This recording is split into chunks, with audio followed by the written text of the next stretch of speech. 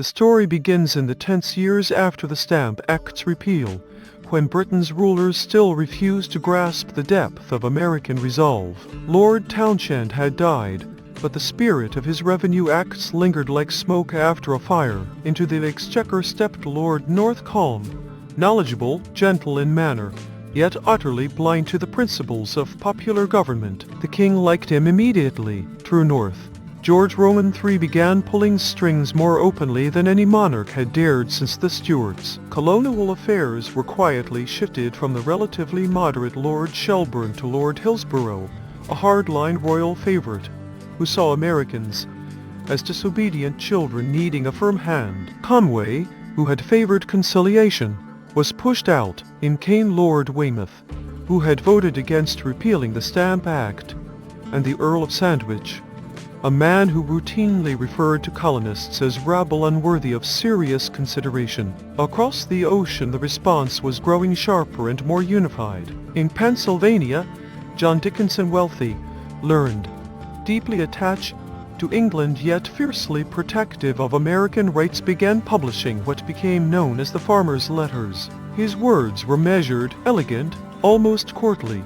He reminded readers that the constitutional ties between colonies and mother country had always been vague, deliberately so, and that wisdom lay in preserving that ambiguity through mutual forbearance. Yet he did not mince words. The Townshend duties represented a dangerous innovation. They struck at the heart of English liberty: no taxation without representation. If persisted in, Dickinson warned, history offered precedents of resistance by force. Those letters were read in taverns from Portsmouth to Savannah, passed hand to hand, quoted in assembly debates. They carried weight precisely because their author loved England and wanted reconciliation, not rupture. Meanwhile in Boston, Samuel Adams was working in a different key.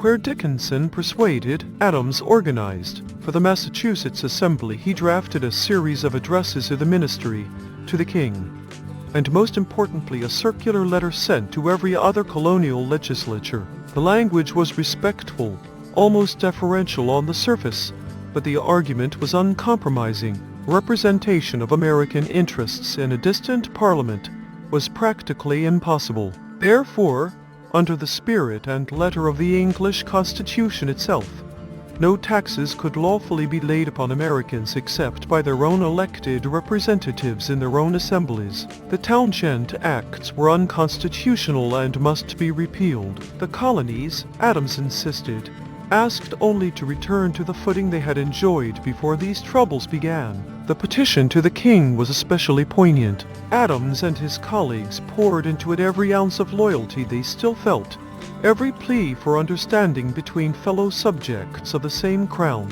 Yet even as the ink dried, Adams knew how little chance it had. His daughter later recalled the night he finished the draft. He laid down his quill, looked at the carefully worded pages, and said quietly to those around him, "I doubt the king will ever read this, and if he does, I fear he will not understand it." The ministry did not understand or chose not to. Instead it doubled down. In the spring of 1774 Parliament passed a series of measures that stunned even moderate observers. They came to be known collectively as the Coercive Acts in Britain, the Intolerable Acts in America. The first closed the port of Boston until the East India Company was reimbursed for the destroyed tea, and until the king was satisfied that the town was once more peaceable and obedient. In practical terms, the lifeblood of Massachusetts' largest town was cut off.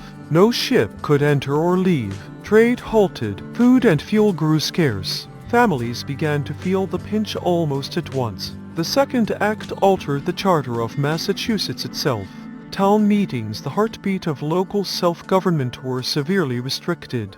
The governor's council, previously chosen by the assembly, would now be appointed by the crown. Sheriffs, jurors, judges, all subject to royal control. The ancient right of jury trial in civil cases could be moved out of the colony if the crown deemed a fair trial impossible in Massachusetts. To many, this looked less like reform than outright destruction of representative government. A third act allowed royal officials accused of capital offenses, while carrying out their duties, to be sent to England or another colony for trial far from witnesses, far from the communities where the alleged crimes occurred. The fourth permitted quartering of troops in private homes if other quarters were unavailable. Taken together, these laws seem designed to strip Massachusetts of every safeguard Englishmen had fought for since Magna Carta.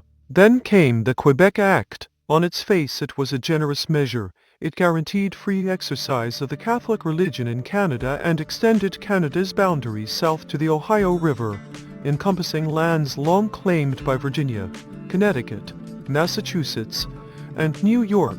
But the political signal was unmistakable. The region was to be governed by a viceroy wielding near absolute power, no popular assemblies, no habeas corpus, no free press. Lord Thurlow, soon to be Attorney General, called it bluntly the only sort of constitution fit for a colony, adding that all the American colonies would be better off under similar arrangements. When the news reached America, the reaction was electric. In Virginia, Patrick Henry declared the Quebec Act proved Britain meant to enslave them all. In New York, merchants who had once hoped for compromise now spoke openly of resistance. Even in conservative Philadelphia, men who had denounced Boston's radicals began to wonder whether the ministry intended to reduce every colony to the same condition. On June 1, 1775, the port of Boston was officially sealed. General Thomas Gage arrived as the new royal governor, backed by 4 regiments and explicit instructions to use force if necessary to enforce the acts. The king himself expressed supreme satisfaction at the prospect of bringing the colonists to heel.